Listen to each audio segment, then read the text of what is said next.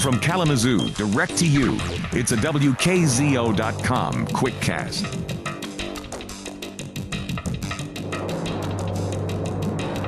Airplane parts now can make windmill turbine blades or solar panels. And it's what we need here in Michigan at this time. We're part of an effort, and the Secretary and our great Governor Jennifer Granholm and Representative Kate Siegel will join with kids here who don't have to be here. It's part of their summer activity to invest in our future. You know, it's interesting, Mr. Secretary, I'm sure you've heard this many times. I think children have a special understanding of how important stewardship of our planet is. The President understands that. You all, as leaders, understand that. These kids are putting that into action. We, of course, couldn't be here without all of our sponsors, and I want to mention them. We're here in partnership with the Michigan League of Conservation Voters Education Fund, Michigan Environmental Council, Clean Energy Coalition, and Meyer Incorporated. They have all teamed up because they understand the inextricable connection between saving our planet and turning around Michigan's economy. The cheapest kilowatt is that we don't use. And so I think the start to protecting our planet and turning around our economy is energy conservation. That's part of what we're doing here today. But Mr. Secretary and Governor and Representative Siegel, I'm here to welcome you. And without further ado, I'd like to turn it over to our great Governor, Jennifer Granholm. Thank you. Thank you. Thank you, Congressman. Thank you all. Thank you, Congressman Schauer. Congressman Schauer has been such a terrific battler here in Battle Creek for the community and for our state. We're so lucky that he's representing this community in Washington. We're also incredibly fortunate to be able to receive the head of the Department of Energy, Secretary Chu, here. Secretary Chu, for those of you who don't know, not only is he a Nobel Prize-winning physicist, not only does he control the future of Michigan.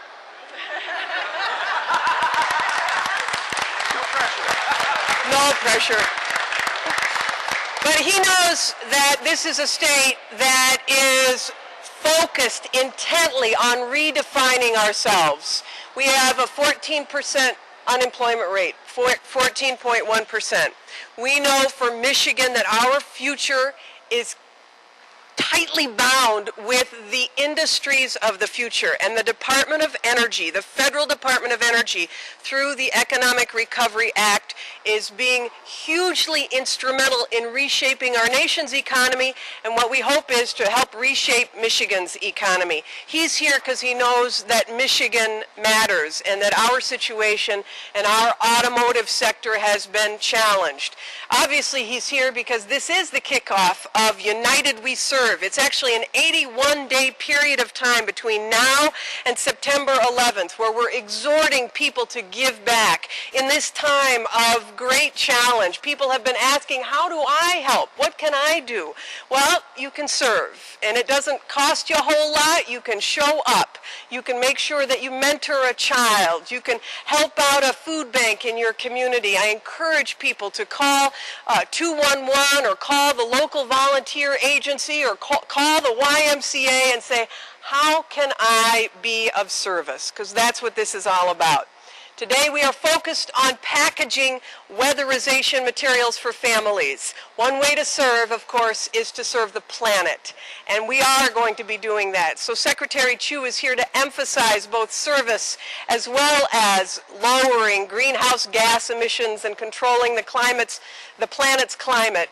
But I'm also so pleased that he's here to see in person the grit and resolve and determination of a state to pick ourselves up. So I hope y'all will give a great, great Battle Creek welcome to the Secretary of Energy, Stephen Chu. Wow.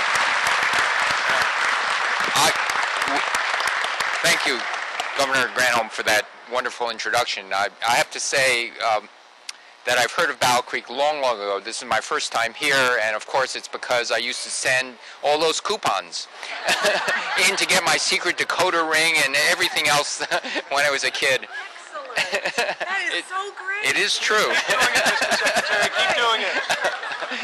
I'm not sure I eat Rice Krispies and sugar frosted flakes anymore, but I certainly did enjoy them. You can eat Kashi. Okay.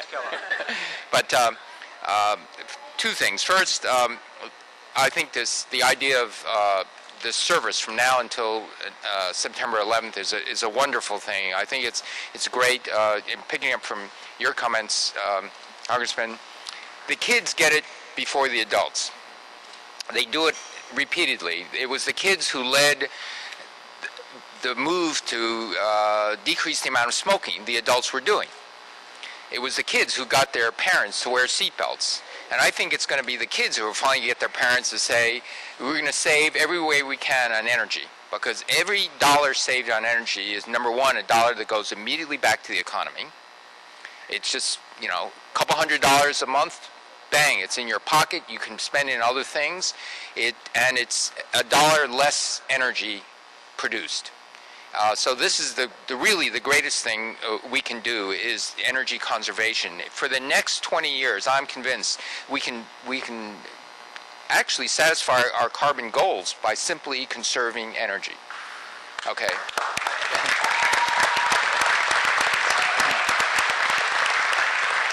So I'm hoping that these kids, we just moved into a new house in Chevy Chase. It's not a new house, it's an old house. And so I've done the first few things. I replaced all the light bulbs with compact fluorescents where I could. On Sunday, I went out and started sealing up the ductwork with this goop you put on. It's called mastic.